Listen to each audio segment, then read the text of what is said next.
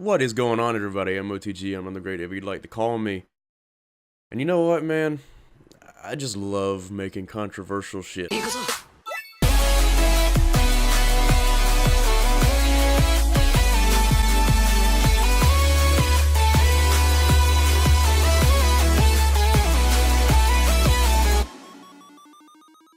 So I don't think it's any secret.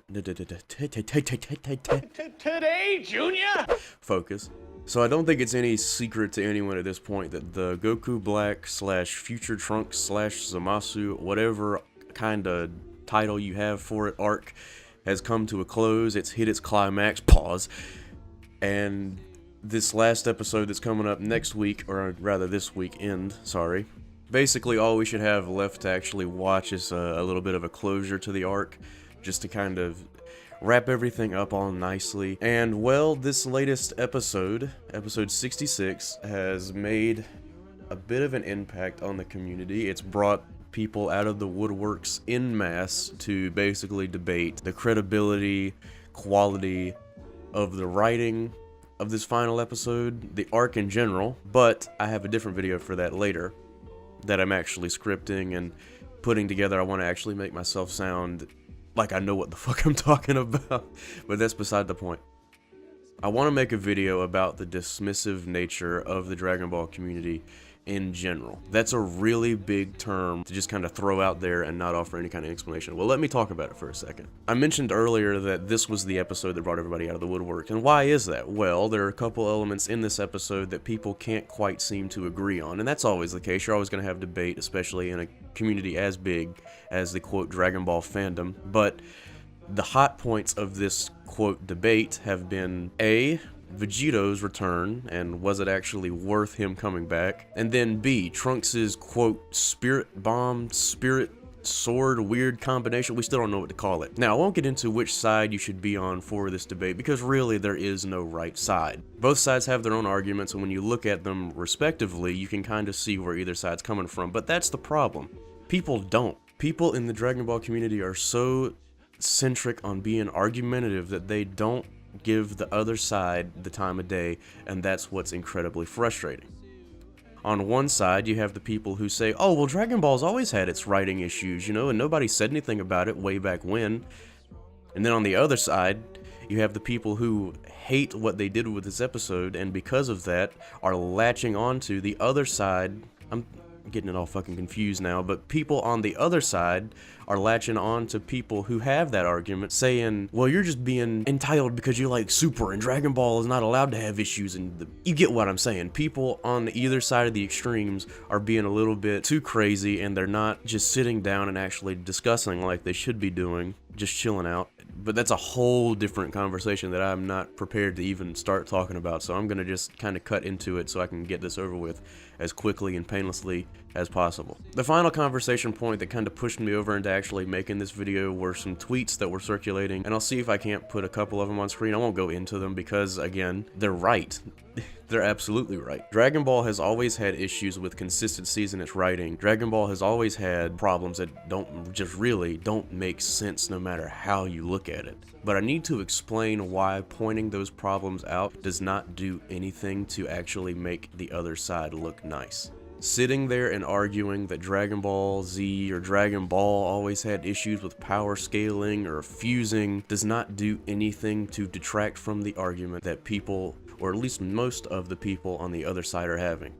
Yes, you're always going to have those outliers who do not like Super, and because they don't like Super, that is what will fill their discussions, and it'll kind of shut them out from reason and make it so you can't really talk to them about stuff that, you know, you want to bring to light. And for those people, ignore them. You can't do anything to rationalize with these people because they're not there to be reasoned with. They just want to hate Super for the sake of hating Super. Reason I'm saying ignore them is because there's this problem where people clump together the logical side of this argument and the illogical side of this argument. Of course, there are people who are going to be ridiculous and say that Super's always had this problem, and it's at least Z wasn't doing the people who say that don't know what they're actually talking about. They're talking in the heat of the moment rather than actually trying to talk to somebody, and that's what's irritating about it. Those people would rather be argumentative and just straight hateful rather than actually talk. And the reason that's a problem, outside of just being negative, you have people on the defensive end who clump these people together and ultimately